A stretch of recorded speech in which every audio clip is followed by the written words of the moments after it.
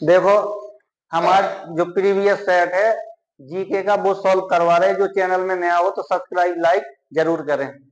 किस मतलब ये देखेंगे किस तारीख का है, 28/12/2020, मतलब सीबीटी फर्स्ट का एग्जाम हुआ था तो उसकी जीके सॉल्व करा रहे हैं।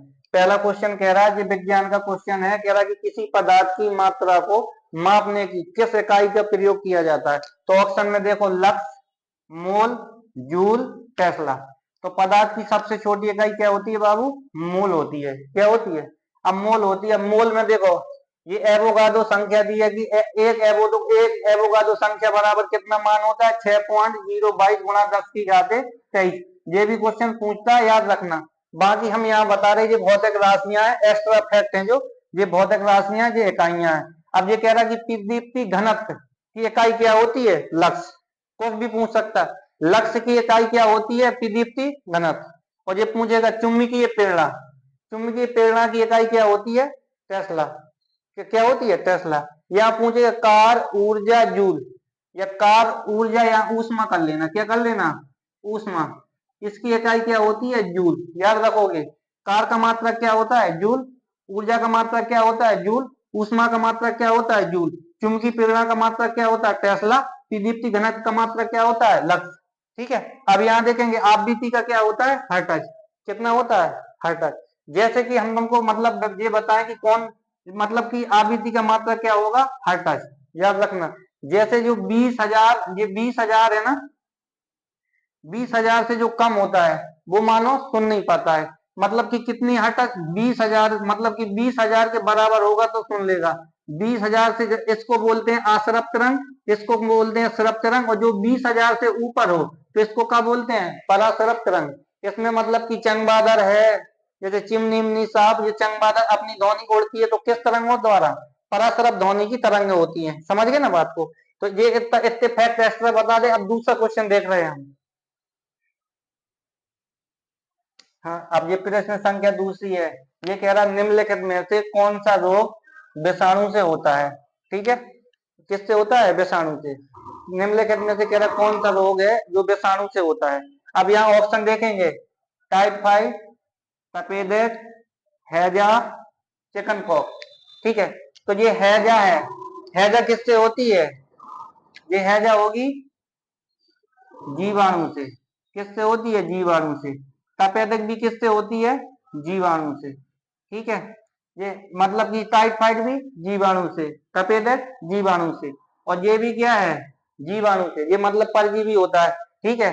अब ये चिकन पॉक्स है, तो चिकन पॉक्स किससे होता है बाबू, वायरस से। किससे होगा ये, वायरस से। लेकिन कौन से वायरस से, बेरीसेला वायरस से। मतलब जिसमें छोटी माता होती है उसे क्या बोलते हैं, बेरीसेला वायरस। अगर बड़ी माता होंगी तो उसे क्या बोलते हैं, बेरीओला वायरस। किस वायरस से, बेरीसेला वायरस से। तो क्वेश्चन क्या कह रहा था कि निम्नलिखित में से कौन सा रोग विषाणु से होता है, तो तुम क्या बोलोगे, चिकन पॉक्स। ये मतलब वायरस से होता है। बाकी ये तीनों किससे होते हैं, ये मतलब जीवाणु से होते हैं। अब देखो ये टाइफाइड है, सबसे पहले देखेंगे टाइफाइड के बारे में हम जानकारी बता रहे हैं। टाइफाइड है सबसे पहले मतलब किस अंग को प्रभावित करता है, तो ये किसको अंग को प्रभावित करता है, आंत को। जैसे कि हमने दूसरे जल पिए तो क्या हो जाता है हमको, टाइफाइड। क्या होता है, कौन से अंग प्रभावित होता है शरीर का, आंत होती है। ताकि इसीलिए डॉक्टर सलाह देता है कि जो मतलब कि खाना आना 3 4 5 दिन के लिए क्या कर देता है, बंद। ताकि आंत में क्या आ जाती है, हल्की सूजन आ जाती है। ठीक है, तो इसका कौन सा वायरस है, टाइफाइड का, साल मोनेला टाइफी। याद रखोगे, कौन सा है, साल मोनेला टाइफी। तुमसे पूछेगा टाइफाइड किस वायरस के द्वारा तो होता है, कौन सा वायरस है, वायरस की किस जीवाणु के कारण होता है, तो साल मोनेला टाइफी। इसमें मतलब किस अंग का, शरीर का कौन सा अंग प्रभावित होता है। ठीक है, तो क्या होती है, शरीर की जो आंत होगी। ठीक है। अब देखेंगे तपेदिक। तपेदिक का वायरस क्या कौन सा होता है, ट्यूबरकुलोसिस जीवाणु। क्या होता है, ट्यूबरकुलोसिस जीवाणु। इसमें कौन सा अंग प्रभावित होता है, इसमें फेफड़ा। कौन सा होता है, फेफड़ा। मतलब क्या, कौन सा अंग, लंग्स प्रभावित हो जाते हैं। क्या कौन प्रभावित हो जाते हैं, लंग्स या फेफड़ा। इसका वायरस, इसका जीवाणु क्या है, जीवाणु नाम क्या है इसका, तपेदिक का, ट्यूबरकुलोसिस इसमें अंग प्रभावित होता है फेफड़ा, ये फैक्ट याद रखोगे सब। और आगे देखेंगे हैजा, हैजा हैजा है तो इसमें मतलब या हैजा बोल दो या कोलरा बोल दो, इसमें कौन सा वायरस कौन सा विषाणु होता है, सॉरी जीवाणु, तो विब्रियो कोलेरी, कोलेरी कौन सा होता है, विब्रो कोलेरी। अब ये चिकन पॉक्स में हम आपको बता चुके हैं, चिकन पॉक्स में कौन होता है, बेरिसेला वायरस, ये होता है वायरस से, बाकी ये तीनों किससे होंगे, ये होंगे जीवाणु से, और ये क्या होता है, वायरस से। ठीक है ना, आगे देखते हैं। देखो अब ये एसी के अन्य फैक्ट देखना, ये टेस्ट है, ये बीमारियों की, ये हमारी क्या है, बीमारी। तुमसे पूछेगा जो मैसेज, डिप्थीरिया है किस अंग को प्रभावित करता है, गला को, किसको करता है, गला को। अब जब ये डिप्थीरिया ये हमारी क्या हो गई, हमें बीमारी हो गई है, इसमें जो टेस्ट कराएंगे हम, तो कौन सा टेस्ट कराते हैं, सेके टेस्ट, कौन सा, सिक टेस्ट कराते हैं। तुमसे पूछेगा सिक टेस्ट किस बीमारी में होता है, तो डिप्थीरिया, डिप्थीरिया बीमारी का टेस्ट को हम क्या कहते हैं, सिक टेस्ट बोलते हैं। ठीक है, अब दूसरा देखेंगे, ये मतलब ये पहला हो गया, ये दूसरा हो गया। अब ये बोल रहा है कि जो टाइफाइड है, अब टाइफाइड है अभी बता चुके हैं, अब ये टाइफाइड का मतलब को हमको टेस्ट करना है, तो इसका टेस्ट क्या कहलाता है, विडाल टेस्ट। ये क्वेश्चन पूछा है, याद रखना। टाइफाइड का जो टेस्ट करते हैं, मतलब कि टाइफाइड जो बीमारी का टेस्ट करते हैं, कौन सा टेस्ट होता है, विडाल टेस्ट। अब आगे देंगे प्लेग, प्लेग के लिए टेस्ट करते हैं बेसन स्टैन प्लेग टेस्ट, कौन सा होता है, बेसन स्टैन प्लेग टेस्ट। आगे देखेंगे कुष्ठ रोग के लिए, कुष्ठ रोग के लिए जो टेस्ट होता है क्या करते हैं हम, लेप्रोमिन, क्या बोलेंगे, लेप्रोमिन, ये किसका होता है, कुष्ठ रोग का। आगे दो भैया ये भी देखेंगे, ये कैंसर का टेस्ट क्या होता है, आमेश, क्या बोलते हैं, आमेश बोलते हैं। और ये गठिया बुखार है, जो मतलब कि गांठे गांठे जब दर्द होती है आदमी को ना चला जाता है ना, मतलब कि उठा जाता है, तो कौन सा, ये गठिया रोग का जो मतलब कि टेस्ट कराते हैं उसको कौन सा टेस्ट बोलते हैं, रोजवालर, क्या बोलते हैं, रोजवालर। अब ये प्रश्न संख्या 30 देखेंगे। अब 30 कह रहा सेरी कल्चर में किसका अध्ययन किया जाता है। ठीक है, अब ये है मछली है, मछलियों का अध्ययन क्या बोलते हैं, ये मछली पालन को पीसी कल्चर क्या बोलते हैं, पीसी कल्चर। और रेशम की खेती को क्या बोलते हैं हम, सेरी कल्चर, क्या बोलते हैं, सेरी कल्चर। अब ये सेरी कल्चर में किसका अध्ययन किया जाता है, सेरी कल्चर में किसका, रेशम के कीट का। जो मतलब कि जो रेशम रेशम होती है वो किसकी बनी होती है, प्रोटीन की। ठीक है, प्रोटीन की, किसकी होती है, हाँ प्रोटीन की, किसकी होगी बाबू, प्रोटीन की। अब प्रोटीन में जो मतलब कि रेशम का जो कीड़ा होता है, किसकी पत्ती में, जो शहतूत की पत्ती होती है, किसकी पत्ती, शहतूत की जो पत्तियां होती हैं उसमें मतलब को क्या किया जाता है, रेशम के कीड़ा को पाला जाता है, किसकी पत्तियों में, शहतूत की पत्तियों में। अब जो मतलब कि रेशम का जो कीड़ा पलता है उसमें मतलब उस जो मतलब कि जहाँ रेशम बनाता है उसको क्या बोलते हैं, प्यूपा, क्या बोलेंगे हम, प्यूपा बोलेंगे, क्या बोलेंगे, प्यूपा, प्यूपा बोलेंगे, याद रखोगे तुम। ठीक है, क्वेश्चन में यही कह रहा है कि सेरीकल्चर में किसका अध्ययन करते हैं, तो किसका, रेशम की खेती का। मछली पालन कौन सी है ये, पीसी कल्चर, पीसी कल्चर में किसका अध्ययन। और मधुमक्खी पालन में एपी कल्चर, समझ गए ना, मधुमक्खी पालन एपी कल्चर, और मछलियों का पालन सेरी कल्चर, नहीं सॉरी पीसी कल्चर, और रेशम कीट पालन सेरी कल्चर। मतलब जो रेशम जो बनी होती किसकी बनी होती है, प्रोटीन की। ठीक है, किसकी पत्तियों में रहते हैं, ये शहतूत की पत्तियों में। और मतलब कि जो रहते हैं उसको स्थान को जहाँ रेशम का निर्माण करते हैं उसे क्या बोलते हैं हम, प्यूपा, क्या बोलेंगे हम, प्यूपा बोलेंगे। अब जैसे देखते हैं और भी फैक्ट देखते हैं, ये तो मछली पालन को हमने तुमको बता दिया, ये क्या है, पीसी कल्चर। मछलियों का अध्ययन क्या होता है, पीसी कल्चर, ये हो गया पीसी कल्चर। आगे देखें जैसे कि केंचुआ, जो केंचुआ होता है, फैक्ट यहाँ देखेंगे, केंचुआ का अध्ययन, ये केंचुआ का हो गया। दूसरे में देखेंगे अंगूर की जो खेती होती है, अंगूर की खेती, अंगूर की खेती का अध्ययन, ये भी दो फैक्ट याद रखोगे। तो केंचुए का अध्ययन क्या बोलते हैं, वर्मी कल्चर, क्या बोलते हैं, वर्मी कल्चर। और अंगूर की खेती का अध्ययन क्या बोलते हैं, बीटी कल्चर, क्या बोलेंगे, बीटी कल्चर।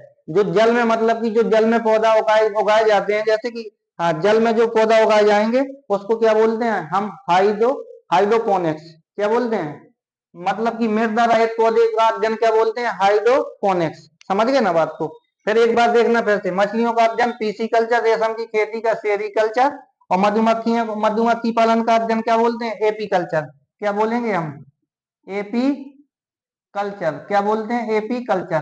केंचुआ का बर्मी कल्चर, बर्मी कल्चर, केंचुआ का होता है बर्मी कल्चर। और अंगूर की खेती का बीटी कल्चर। क्या बोलते हैं, बीटी कल्चर। ये सारे फैक्ट याद रखोगे, ठीक है। अब आगे देखते हैं। अब देखो क्वेश्चन चौथा देखेंगे। चौथा क्वेश्चन कह रहा है कि कौन सा राज्य पूर्वोत्तर भारत का सेवन सिस्टर राज्य का सदस्य नहीं है, ठीक है। मतलब कि जो पूर्वोत्तर के, जो पूर्वोत्तर है ना जी हमारा, पूर्वोत्तर, पूर्वोत्तर के कितने राज्य, जो 7 राज्य हैं। कितने राज्य हैं, 7 राज्य। जो 7 राज्य है ना, उनको क्या बोलते हैं हम, सेवन सिस्टर। अब सेवन सिस्टर में ये 4 ऑप्शन दे रखे हैं। 4 ऑप्शन में कह रहा है कि कौन सा है जो सेवन सिस्टर में शामिल नहीं है। तो हमने कहा ये त्रिपुरा, सिक्किम, मेघालय, मिजोरम। तो जो आपको पता होगा तो बता दो, नहीं तो क्या है, सिक्किम। ये सिक्किम क्या नहीं है, सेवन सिस्टर में शामिल नहीं है। पहले 3 तो यही रखे हैं। एक ये क्या है हमारा, त्रिपुरा सेवन सिस्टर में, और दूसरा कौन है हमारा, मेघालय, और तीसरा हमारा कौन है, मिजोरम, ठीक है। अब चौथा देखेंगे हम, मणिपुर, और 5वां देखेंगे असम, 6वां देखेंगे अरुणाचल, अरुणाचल प्रदेश,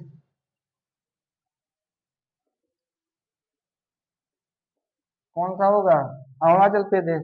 अब 7वां कौन हो गया है, देखो, त्रिपुरा, मेघालय, मिजोरम, मणिपुर, असम, अरुणाचल प्रदेश, और कौन सा रह गया है,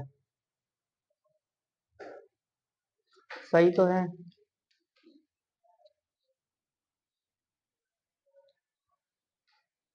असम, मेघालय, मणिपुर, हाँ, एक और है कोई।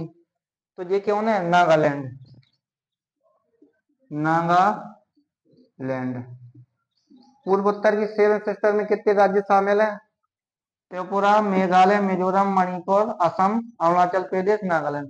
असम, मेघालय, असम, मेघालय, त्रिपुरा, मिजोरम, मणिपुर, नागालैंड, असम, मेघालय, समझना, असम, मेघालय, त्रिपुरा, मणिपुर, मिजोरम, और मेघालय, मिजोरम, कितने राज्य शामिल हैं, 7 राज्य। इसमें कौन सा नहीं है, सिक्किम। तो यही क्वेश्चन पूछा था कि कौन सा राज्य पूर्वोत्तर भारत के 7 सिस्टर राज्यों में शामिल नहीं है, तो हम क्या बोल देंगे, सिक्किम नहीं है। अब सिक्किम नहीं है, जैसे आगे फैक्ट पूछता वो, आगे भी फैक्ट पूछ देता कि सबसे ज्यादा जनसंख्या वाला राज्य कौन सा है। तो सबसे जनसंख्या वाला राज्य है, सबसे ज्यादा जो जनसंख्या है, तो सबसे ज्यादा है, ज्यादा जनसंख्या तो तुम कह देते कौन सा, यूपी। और सबसे कम जनसंख्या, बताओ सबसे कम जनसंख्या किस राज्य की है, ठीक है। तो किस राज्य की है, सिक्किम की। सबसे बड़ा क्षेत्रफल वाला राज्य कौन सा है, राजस्थान। कौन सा है, राजस्थान। और पूछता सबसे कम कौन सा है, केरल की गोवा। तो कौन सा है, गोवा। और पूछता कि सबसे सबसे ज्यादा वन किस राज्य में है, तो वन में बताते हम एमपी। और सबसे कम पूछता वन किस में है, तो हरियाणा में। कहां पर, हरियाणा में। अगर पूछता कि सबसे ज्यादा लिंग अनुपात, ठीक है, अब लिंग अनुपात में भी पूछ देता सबसे ज्यादा लिंग अनुपात किस राज्य में, तो केरल में। किस राज्य में, केरल में। अब सबसे कम पूछता तो कहाँ चले जाते, हरियाणा या पंजाब में, ठीक है, 2 में से। अब सबसे ज्यादा जनसंख्या कहाँ पर, यूपी। सबसे कम जनसंख्या कहाँ पर, सिक्किम। सबसे मतलब कि सबसे ज्यादा राज्य क्षेत्रफल वाला राज्य कौन सा है, राजस्थान। पहले पे राजस्थान, दूसरे पे एमपी, तीसरे पे महाराष्ट्र, चौथे पे अपना यूपी। और सबसे छोटा कौन सा है, गोवा। और वन में सबसे ज्यादा, वन और सब किस राज्य में सबसे ज्यादा, वन एमपी में। सबसे कम कहाँ पर, हरियाणा में। सबसे बड़ा, जब सबसे ज्यादा लिंग अनुपात केरल में, सबसे कम कहाँ पर है, हरियाणा में, ठीक है। और सबसे ज्यादा बोलते शिक्षा, शिक्षा में समझ लेते तो शिक्षा में कौन सा राज्य था, केरल। कौन सा राज्य है, केरल। केरल पहले स्थान पर है। और सबसे कम शिक्षा में कौन सा है प्रतिशत में, तो बिहार। सबसे कम बिहार, सबसे ज्यादा केरल। अब आगे देखना, अब देखेंगे प्रश्न 5वां। कह रहा किस सिख गुरु ने खालसा पंथ की स्थापना की थी? ठीक है, तो ऑप्शन है श्री गुरु नानक देव, श्री गुरु तेग बहादुर, श्री गुरु हरगोविंद जी, श्री गुरु गोविंद सिंह जी। तो किसने की थी? जल्दी बताओ, बोलो जल्दी, जल्दी बोलो, बोलो जल्दी बताओ, किस सिख गुरु ने खालसा पंथ की स्थापना की थी? जल्दी बताओ। नहीं पता? तुम बताओ, क्यों? बोलो ना। हाँ, किसने की थी? श्री गुरु हरगोविंद ने। ठीक है, तो श्री गुरु गोविंद सिंह जी ने कि श्री गुरु हरगोविंद सिंह जी ने? तो श्री गुरु गोविंद सिंह ने। किसने की थी? श्री गुरु गोविंद सिंह जी। किसने की थी? श्री गुरु गोविंद सिंह जी ने। कब की थी बाबू? यहाँ देखना, इसके फैक्ट समझा रहे हैं हम तुम्हें। कब की थी? 1669 पे। कब की थी? 1669 में। याद रखना ये फैक्ट। किस सिख गुरु ने खालसा पंथ की स्थापना की थी? श्री गुरु गोविंद सिंह जी ने। कब की थी? 1669 में। अब तुमसे पूछेंगे कि मतलब कि सिख धर्म की मतलब कि सिख धर्म के पहले गुरु कौन थे? तो गुरु नानक। कौन थे? गुरु नानक। समझना बात को। सिख धर्म के पहले गुरु कौन थे? सिख धर्म के संस्थापक भी कौन माने जाते हैं? गुरु नानक देव। कौन माने जाते हैं? गुरु नानक देव। लेकिन जी बैसाखी के महीना में, किस महीना में? हाँ, बैसाखी के महीना में इसने की थी। कब की थी? बैसाखी के महीना में। ये भी फैक्ट याद रखोगे। गुरु गोविंद सिंह ने किस महीने में? बैसाख के महीने में की थी, 1669 में। इनका जन्म, ये इनका जन्म कब हुआ था? 1666 में। कहां पर हुआ था? पटना। पटना बिहार में। कहां पर हुआ था? पटना बिहार में। ठीक है, ये गुरुओं के कौन से गुरु थे? अंतिम गुरु। ये गुरु गोविंद सिंह कौन से गुरु थे? 10वें गुरु या अंतिम गुरु। कौन से गुरु थे? सिख धर्म के अंतिम गुरु कौन से थे? गुरु गोविंद सिंह। श्री गुरु गोविंद सिंह कौन से नंबर के? 10वें नंबर के। इनने किसकी स्थापना की थी? खालसा पंथ की। इनका जन्म कब की थी? 1669 में। इनका जन्म कब हुआ था? 1666 में। कहां पर हुआ था? पटना बिहार में। अंतिम गुरु 10वें नंबर के। ये देखना, ये गुरुमुखी, गुरुमुखी पद्धति की शुरुआत किसने की थी? तो गुरु अंगद ने। किसने की थी? गुरु अंगद ने। ये याद रखोगे। और आदि ग्रंथ के तो 5वें गुरु कौन से थे? गुरु अर्जुन देव। कौन से गुरु? गुरु अर्जुन देव। अर्जुन देव किसके समय? मतलब आदि ग्रंथ, सिखों का जो आदि ग्रंथ है, मतलब कि इसकी संरचना किसने करवाई थी? गुरु अर्जुन देव ने। ये सारे फैक्ट याद रखोगे। ठीक है, अब आगे देखते हैं। अब ये प्रश्न संख्या 6वीं देखेंगे। 6वीं कह रहा है कि सबरीमाला मंदिर कहाँ पर स्थित है? ठीक है, तो सबरीमाला मंदिर कहाँ पर स्थित है? केरल। कहाँ पर है? केरल पे। अब आगे देखेंगे, ये सूर्य मंदिर कहाँ पर है? तो कोणार्क, उड़ीसा में। कहाँ पर है? सूर्य मंदिर कहाँ पर है? कोणार्क, उड़ीसा, उड़ीसा में। ये देवता किसको समर्पित है? तो ये अयप्पा को। किसको है? किस देवता को समर्पित है? तो अयप्पा देवता को समर्पित। पहले मतलब ये मंदिर में जो मतलब ये केरल में, जो केरल में ये सबरी वाला मंदिर था, ये वाला बता रहे हैं। जो केरल में जो सबरी मंदिर था, पहले इनमें मतलब कि लेडीज नहीं जाती थी, औरत। लेकिन सुप्रीम कोर्ट में इसका मुकदमा चला। ठीक है, तो ये मुकदमा जीत गए, तो अब इसमें औरत, इस वाले मंदिर, सबरी वाला मंदिर में औरत का प्रवेश होता है कि नहीं होता है? हाँ, तो होने लगा है। किस देवता को समर्पित है? तो अयप्पा। क्या नाम? अयप्पा के देवता के लिए। कहाँ पर है सबरीमाला मंदिर? केरल में। अब देखेंगे सूर्य मंदिर कहाँ पर है? मतलब उड़ीसा में। कौन सा मंदिर है? सूर्य। यूनेस्को को मतलब विश्व धरोहर में शामिल कब हुआ था जी? 1984 में। याद रखोगे। मतलब कि ये सूर्य मंदिर कहाँ का है? कोणार्क का सूर्य मंदिर उड़ीसा में है। लेकिन उड़ीसा में ये विश्व धरोहर में शामिल कब हुआ था? 1994 में। दिलवाड़ा का जैन मंदिर कहाँ पर है? तो ये माउंट आबू। कहाँ पर है? माउंट आबू। माउंट आबू राजस्थान पे है।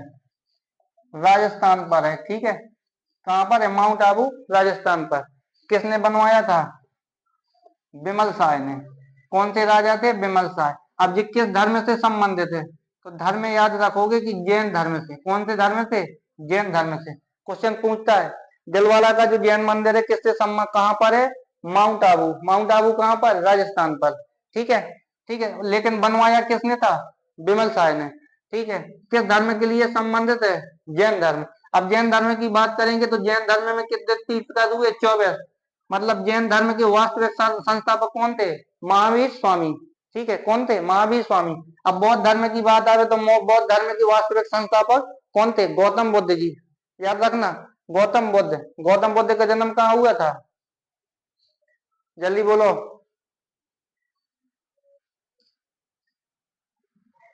कमेंट बॉक्स में जवाब देना। गौतम बुद्ध का जन्म हुआ था, इसकी पत्नी का क्या नाम था? ठीक है, इनकी मम्मी का क्या नाम था? कौन से जात के थे? पहला उपदेश कहाँ दिया था? तो पहला उपदेश दिया था सारनाथ में। सबसे ज्यादा उपदेश कहाँ दिए हैं? जल्दी बोलो। तो श्रावस्ती में। कहां पर दिए? श्रावस्ती में। और गौतम बुद्ध की मृत्यु कहाँ हो गई थी? मतलब कि कुशीनगर में। ठीक है, इतने फैक्ट याद रखोगे। बाकी जी विष्णु मंदिर है, विष्णु पद मंदिर कहां पर है? तो ये वाला भी फैक्ट याद रखना, गया बिहार में। कहां पर है भैया? गया बिहार। ये गया बिहार में। अंकोर वाटका का मंदिर कहां पर है? कंबोडिया। कंबोडिया में। कहां पर है? कंबोडिया में। ये भी क्वेश्चन याद रखोगे। मतलब ये सारे फैक्ट याद रखोगे कि सबरी वाला मंदिर कहाँ अवस्थित है। तो तुमको बता दिया केरल में। उसमें पहले मुकदमा मतलब कि चला था सुप्रीम कोर्ट में। सुप्रीम कोर्ट से मुकदमा, ताकि औरत यहाँ पर नहीं जाती थी पूजा करने के लिए। अब औरत भी पूजा जाती। किस देवता को समर्पित है? तो अयप्पा को, भगवान अयप्पा को। ठीक है, कहां पर है? ये केरल में। उड़ीसा को बता दिया कोणार्क का सूर्य मंदिर विश्व विरासत सूची में कब शामिल हुआ था? 1984 में। और ये बताए थे विष्णुपद मंदिर बोध गया में। और दिलवाला का जैन मंदिर माउंट आबू पर है। किसने बनवाया था? बिमल शाह ने। किसने बनवाया था? बिमल शाह ने। ठीक है, किस धर्म से संबंधित है? जैन धर्म से संबंधित है। अंकोर वाट का मंदिर कहां पर है? कंबोडिया में। अब आगे देखते हैं क्वेश्चन। अब ये प्रश्न संघर्ष संख्या कौन सी है? 7वीं है।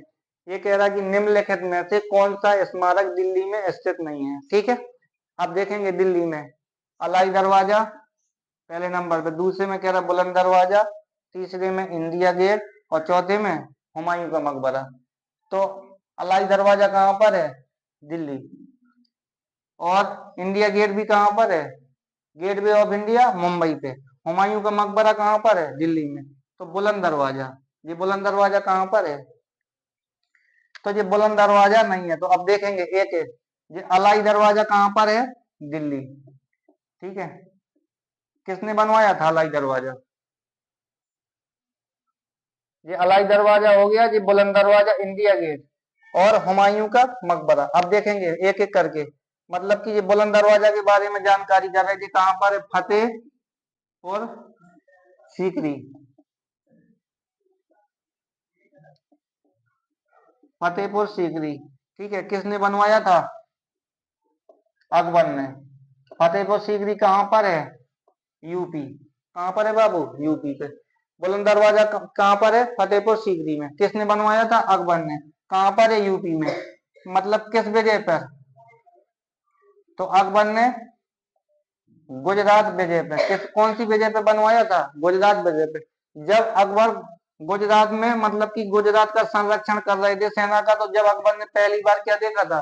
समुद्र देखा था। क्या देखा था? समुद्र। तो तुमसे पूछेगा कि बुलंद दरवाजा कहां पर है? फतेहपुर सीकरी। अलाई दरवाजा दिल्ली। India Gate Delhi. हुमायूं का मकबरा दिल्ली। और फैक्ट देखेंगे अब, जैसे कि जामा मस्जिद। जामा मस्जिद कहां पर है? ये भी दिल्ली में। किसने बनवाई थी? शाहजहां ने। और पूछेंगे ताजमहल। ताजमहल कहां पर है? आगरा। किसने बनवाया था ये भी शाहजहां ने। शाहजहां, सारे जहां से, सारे जहां का रखवाला इसे बोलते हैं शाहजहां। ताजमहल कहां पर है? आगरा में। शाहजहां। नदी कौन सी है? यमुना नदी। कौन सी नदी किनारे? यमुना नदी के। अब आगे फैक्ट और देखेंगे। यही में अभी और देखना फैक्ट। तुमसे और फैक्ट जैसे पूछेगा कुतुब मीनार। कुतुब कुतुब मीनार। कुतुब मीनार कहां पर है? दिल्ली में। कहाँ पर है? दिल्ली। तुमसे पूछेंगे भारत में सबसे ऊंची मीनार कौन सी है? कुतुब मीनार, दिल्ली में। इसकी मतलब कि नींव, नींव किसने डाली थी? ठीक है, कुतुब उद्दीन, उद्दीन ऐबक ने। किसने डाली थी? कुतुबुद्दीन ऐबक ने। ठीक है, इसके बाद मतलब कि इसका आधार मतलब कि 2-3 मंजिल तक किसने बनवाया था? इसका जो दामाद था इल्तुतमिश, इल्तुतमिश ने। किसने? इल्तुतमिश ने। ठीक है, इसके बाद इल्तुतमिश ने इसका मतलब पूरा भाग किसने करवाया था? इल्तुतमिश।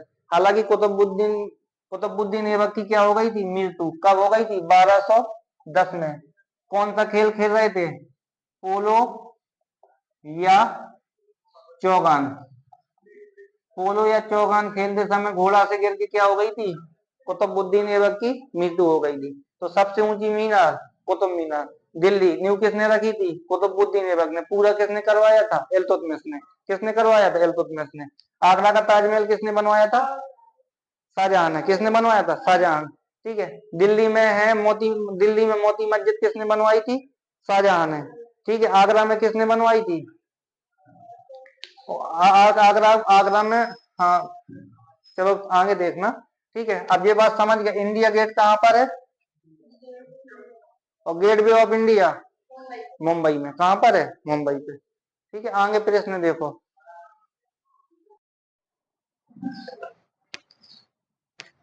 ये प्रश्न संख्या कौन सी है? 8। ठीक है, अब प्रश्न संख्या 8 में देखेंगे कि महात्मा गांधी ने साबरमती से लेकर दांडी तक प्रसिद्ध नमक मार्च शुरू किया था। दांडी गुजरात के किस जिले में है? ये क्वेश्चन है, मतलब 28/12/2020 सीबीटी फर्स्ट। ठीक है, सीबीटी फर्स्ट में मतलब कि प्रथम पाली का ये पेपर है एनटीपीसी का। तो क्या कह रहा? महात्मा गांधी ने साबरमती से लेकर दांडी तक प्रसिद्ध नमक मार्च शुरू किया था। दांडी गुजरात के किस जिले में है? ठीक है, तो किस जिले में है? किसमें? नौसारी जिले में। किस जिले में बाबू? नौसारी जिले में। अब इसके फैक्ट समझते हैं। मतलब महात्मा गांधी ने शुरुआत कब की थी? दांडी मार्च की 22 मार्च 1930। कितने व्यक्ति साथ में ले गया था? 78 व्यक्ति। कितने व्यक्तियों के साथ? 78 व्यक्तियों के साथ। कुल दूरी कितनी थी इसकी? 384 किलोमीटर। कितनी दूरी थी? 384 किलोमीटर। कितनी दूरी थी बाबू? 384 किलोमीटर। कहां से कहां तक यात्रा की थी? साबरमती से क्या की थी? शुरुआत। और खत्म कहां पर की थी? दांडी। साबरमती से क्या की थी? शुरुआत। और खत्म कहां पर कर दी थी? दांडी। कुल कितनी थी? 384। ठीक है, अब ये कब खत्म की थी? 5 अप्रैल 1930। शुरुआत कब? ये क्वेश्चन भी पूछता है। 12 अप्रैल 1930। खत्म कब की थी? 5 अप्रैल 1930। मतलब कितने दिन चली थी ये? 24 दिन। कितने दिन चली थी? 24 दिन। याद रखोगे थे सारे फैक्ट। अब अगला क्वेश्चन देखो। देखो, नहीं समझ में आया फिर समझो। कब शुरुआत की थी? 12 मार्च। कब? 1930। दूरी कितनी? 384 किलोमीटर। कहां से कहां तक? साबरमती से दांडी। कुल दूरी 384। कितने दिन? 24 दिन। मतलब खत्म कब कर दी थी? 5 अप्रैल 1930। क्या तोड़ दिया था? नमक कानून। नमक कर, जो मतलब कि अंग्रेज थे नमक पे क्या ले रहे थे? टैक्स ले रहे थे। तो इनने मतलब कि खुद आसवन विधि से क्या बना दिया था? नमक। क्या बनाया था? नमक। ठीक है, अब ये साबरमती है। साबरमती से कहा? दांडी। अब ये दांडी किस जिला में है? नौसारी जिला में। कोई दिक्कत है? चलो तो आगे देखो फिर। अब ये देखेंगे प्रश्न संख्या कौन सी है? 8वीं। ये कह रहा है कि स्वराज मेरा जन्म सिद्ध अधिकार है, मैं इसे लेकर रहूंगा। ये नारा था, ये नारा किसने दिया था? ऑप्शन: गोपाल कृष्ण गोखले, भगत सिंह, बाल गंगाधर तिलक, चंद्रशेखर आजाद। किसने कहा था? तो भगत सिंह ने।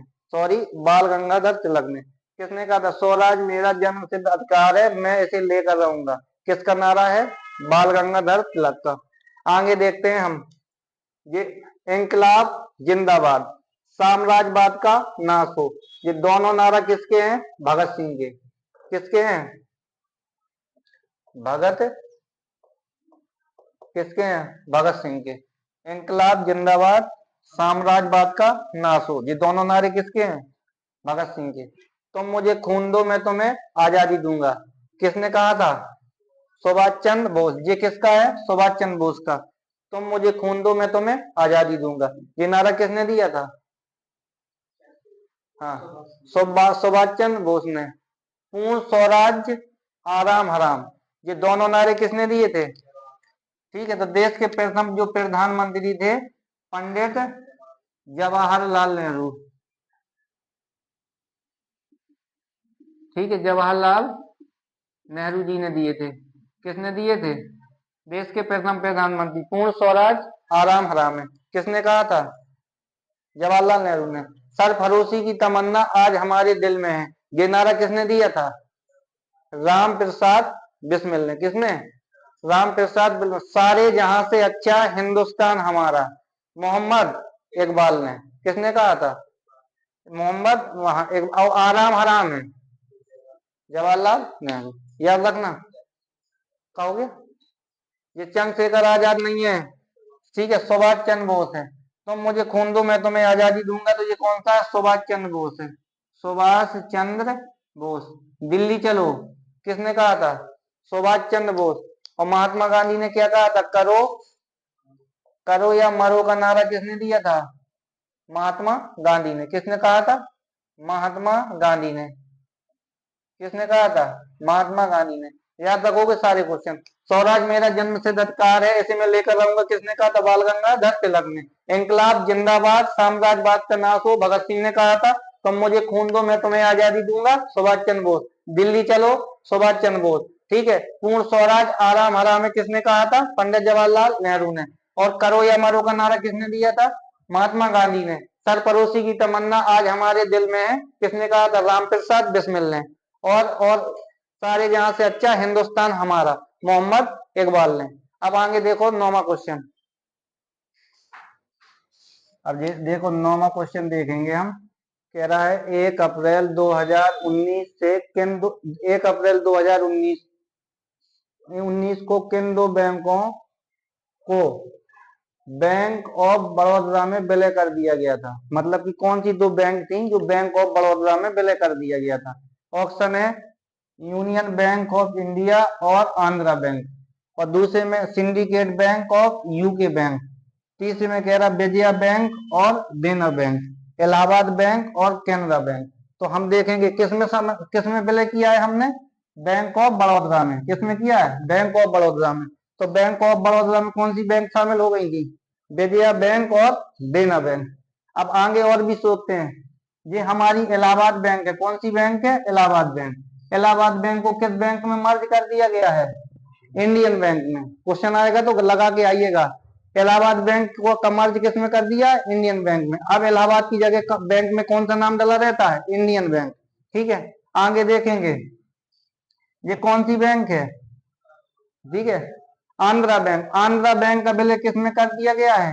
यूनियन बैंक में। किस में कर दिया गया है? यूनियन बैंक में। याद रखोगे तुम। आंध्रा बैंक का विलय किस में कर दिया है? यूनियन बैंक में। और oriental bank of India, oriental commercial bank है, और यूनाइटेड बैंक ऑफ इंडिया, दोनों का विलय किस में कर दिया गया है? पंजाब नेशनल बैंक में। ओरिएंटल बैंक और यूनाइटेड बैंक ऑफ इंडिया, दोनों का विलय किस में कर दिया गया है? पंजाब नेशनल बैंक में। और सिंडिकेट बैंक का विलय किस में कर दिया गया है? कैनरा में। किसमें? कैनरा बैंक में। ये याद रखोगे तुम।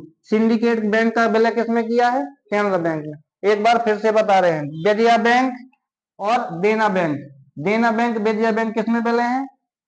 बैंक ऑफ, ठीक है, बैंक ऑफ बड़ौदा में। और इलाहाबाद बैंक का विलय किसमें कर दिया है? इंडियन बैंक में। और आंध्रा बैंक का विलय किसमें किया है? यूनियन बैंक में। और ओरिएंटल बैंक और यूनाइटेड बैंक ऑफ इंडिया का विलय पंजाब नेशनल बैंक में। और सिंडिकेट बैंक का कैनरा बैंक में। अभी सार्वजनिक बैंकों की संख्या कितनी है? 12। राष्ट्रीय बैंक कौन सी है हमारी? राष्ट्रीय बैंक बताओ। राष्ट्रीय बैंक है आरबीआई। कौन सी है? आरबीआई। ठीक है, राष्ट्रीय बैंक कौन सी है हमारी? आरबीआई। हमने तुमको बताया था। ठीक है, सबसे पहले समझना, एक एक फैक्ट फिर बता रहे हैं। ये हमारी कौन सी है? आरबीआई। आरबीआई का मुख्यालय कहाँ पर है? कहाँ पर है मुख्यालय? मुंबई में। कहाँ पर है? मुंबई। इसके कितने क्षेत्रीय कार्यालय? 3 क्षेत्रीय कार्यालय, 2 भारत में और 1 विदेश में। विदेश में कहाँ बताए थे हम? हाँ, विदेश में कहाँ बताए थे? लंदन में। ठीक है, ये बता चुके थे। आरबीआई का मुख्यालय बता चुके। आरबीआई की स्थापना कब हुई थी? 1934 का क्या आया था जी? 1934 का अधिनियम आया था। ठीक है, लेकिन स्थापना कब हुई थी? 1935 में। राष्ट्रीयकरण इसका कब हुआ था? 1949। कब हुआ था? 1949। ये बता चुके थे। ये कैसी बैंक है हमारी? राष्ट्रीय बैंक। कैसी बैंक है? राष्ट्रीय बैंक। मतलब इसका इसका कार्य क्या होता है? बैंकों का बैंक कौन? आरबीआई। ठीक है, नोट जारी कौन करती है? आरबीआई। नोट में साइन किसके होते हैं? आरबीआई के गवर्नर में। सिक्कों में किसके होते हैं? ठीक है, वित्त मंत्रालय के। हमने, हाँ, किसके होते हैं? वित्त मंत्रालय। शाख नियंत्रण कौन जारी करती है? आरबीआई। कौन करती है? आरबीआई। और हमने कहा था कि मतलब कि सबसे बड़ी मतलब कि सार्वजनिक बैंक कौन सी है, या वाणिज्यिक बैंक या व्यापारिक बैंक बताई थी? कौन सी? State Bank. स्टेट बैंक की स्थापना कब हुई थी? 1955। किस समिति के द्वारा? किस समिति के द्वारा? तो गोरेवाला समिति। किस समिति के द्वारा? गोरेवाला समिति। कब हुई थी? 1955 में। याद रखना। सबसे ज्यादा शाखा किस बैंक की है? स्टेट बैंक की। सबसे ज्यादा कर्मचारी? स्टेट बैंक में। सबसे ज्यादा खाता? स्टेट बैंक में। ठीक है, तो ये बैंकन के बारे में। पहली बैंक कौन सी खुली थी भारत में? पूर्णतः भारतीय बैंक पहली कौन सी थी? Punjab national bank. किसने खोली थी? हाँ, लाला लाजपत राय ने कि बीजी तिलक ने? हाँ, तो लाला लाजपत राय ने कहां पर खोली थी? पंजाब में। तो भारतीय बैंक कौन सी थी? Punjab national bank. ठीक है, आगे देखो 10वां क्वेश्चन। अब ये देखना 10वां क्वेश्चन। भारत में केंद्रीय आलू अनुसंधान संस्थान सीपीआरआई कहां पर स्थित है? ये बताना है। ठीक है, शिमला, दिल्ली, लखनऊ, रांची। तो कहां पर है? शिमला। भारत में आलू अनुसंधान संस्थान कहां पर? शिमला। याद रखोगे? ठीक है, अब आगे देखते हैं। और भी जो 4-5 संस्थान है, इसके बारे में जानकारी बता रहे हैं। ठीक है, अब ये देखेंगे केंद्रीय औषधि अनुसंधान संस्थान। ये कहां पर है? कहां पर है? लखनऊ। केंद्रीय औषधि अनुसंधान संस्थान कहां पर? लखनऊ। अब ये देखेंगे केंद्रीय चमड़ा अनुसंधान। ये कहां पर है? चेन्नई। कहां पर? चेन्नई, तमिलनाडु। भारतीय सर्वेक्षण संस्थान। ये कहां पर है हमारा? देहरादून। कहां पर? देहरादून। अब देखेंगे भारतीय मौसम वेधशाला। ये कहां पर है? पुणे। पुणे, महाराष्ट्र में। इंडियन लाख रिसर्च संस्थान। ये कहां पर है? रांची। ठीक है, रांची, झारखंड। सारे ये फैक्ट याद रखोगे, पांचों फैक्ट। भारत में केंद्रीय आलू अनुसंधान संस्थान कहां पर है? शिमला। कहां पर? शिमला पे। केंद्रीय औषधि अनुसंधान संस्थान, ठीक है, लखनऊ। केंद्रीय चमड़ा अनुसंधान संस्थान, चेन्नई। भारतीय सर्वेक्षण संस्थान, देहरादून। भारतीय मौसम वेधशाला, Pune. Indian lac research centre कहां पर है? रांची में। कोई दिक्कत है? अब तुमसे पूछेगा सबसे ज्यादा चाय कहां पर होती है? असम। कॉफी? कर्नाटक। कॉफी कहां पर? कर्नाटक में। सबसे ज्यादा सोना? सोना कहां पर? सोना भी कहां? हाँ, कर्नाटक। ठीक है, हाँ, ठीक है, सोना। अब तुमसे कह लो हीरा कहां पर? एमपी। हीरा कहां पर? एमपी। ये चीजें याद रखना। अब ये प्रश्न 11 देखेंगे। कह रहा निम्न में से कौन सा देश बिम्स्टेक बिम्स्टेक का कह रहा सदस्य नहीं है? ठीक है, याद रखोगे। यहाँ देखना ऑप्शन में भारत, नेपाल, भूटान, मालदीव। कौन सा नहीं है सदस्य? बिम्स्टेक का बताएंगे। निम्नलिखित में से कौन सा देश बिम्स्टेक का सदस्य नहीं है? तो क्या बताएंगे तुम? बोलो ना। भारत है। ठीक है, नेपाल है। ठीक है, भूटान है। भूटान है।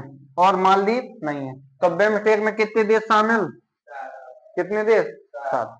याद रखना, बिमस्टेक में देशों की संख्या कितनी? 7। कितने देश शामिल हैं? 7। लेकिन है कौन नहीं है ऑप्शन के हिसाब से? मालदीव। Bharat, Nepal, Thailand, Myanmar, Bangladesh, Sri Lanka, Bhutan. कभी कभी पाकिस्तान भी दे सकता है, तो पाकिस्तान नहीं है। ठीक है। अब देखना 12वां क्वेश्चन है, क्या कह रहा है कि प्रार्थना समाज के संस्थापक कौन थे? ये तुम्हारे ऑप्शन है, स्वामी विवेकानंद, आत्मा राम, पांडुरंग, स्वामी दयानंद सरस्वती, राजा राम मोहन राय। हाँ बताओ जल्दी बोलो, कौन थे आत्म समाज के संस्थापक? तो कौन थे? आत्माराम, पांडुरंग। इनने कब की थी? 1867 में। तो साथ में कौन थे?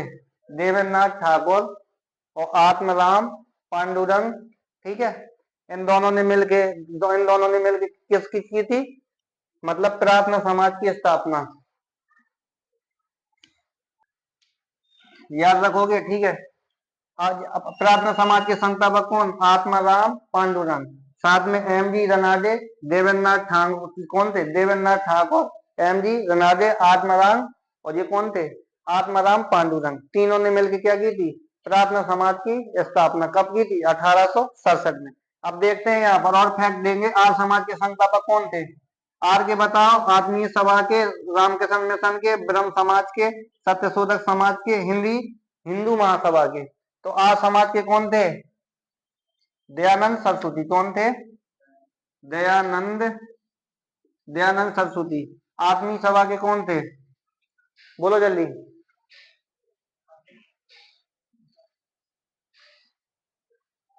ठीक है। आत्मीय सभा के कौन थे? राजा राम मोहन राय। राजा राम मोहन राय थे। याद रखना ये क्वेश्चन। ठीक है। रामकृष्ण के कौन थे? स्वामी विवेकानंद। कौन थे? स्वामी विवेकानंद। याद रखोगे? स्वामी विवेकानंद। और ब्रह्म समाज के कौन थे? राजा राम मोहन राय। ये भी कौन थे? राजा राम मोहन राय। और ये सत्यशोधक समाज के कौन थे? ज्योतिबा फुले।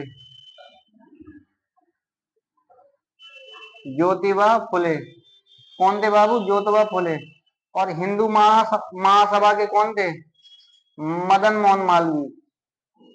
मदन मोहन मालवीय।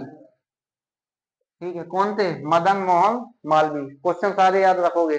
यहाँ देखना, प्रार्थना समाज के हम बता चुके हैं। आर्य समाज के दयानंद सरस्वती, आत्मीय सभा के राजा राम मोहन राय, रामकृष्ण के स्वामी विवेकानंद। ठीक है। ब्रह्म समाज के राजा राम मोहन राय, सत्यशोधक समाज के ज्योतिबा फुले, हिंदू महासभा के मदन मोहन मालवीय। अब ये प्रश्न संख्या 13 देखना, कह रहा किस राज्य की मुख्य भूमि की तटरेखा सबसे लंबी है? किस भारतीय राज्य की मुख्य भूमि की तटरेखा सबसे लंबी है? ऑप्शन देखना, गुजरात, महाराष्ट्र, उड़ीसा, केरल। तो किसकी है? गुजरात की। और समझोगे प्रायद्वीप भारत की। जो प्रायद्वीप भारत है, प्रायद्वीप भारत का कौन सा जो राज्य जिसकी मतलब तटरेखा सबसे लंबी है, तो किसकी बताएंगे अपन? आंध्र प्रदेश की। किसकी है बाबू? आंध्र प्रदेश की। क्वेश्चन याद रखोगे। यहाँ देखना, प्रायद्वीप भारत की कौन से राज्य की है? आंध्र प्रदेश की। और सबसे कम बताओगे, सबसे कम किस राज्य की है? किस राज्य की तटरेखा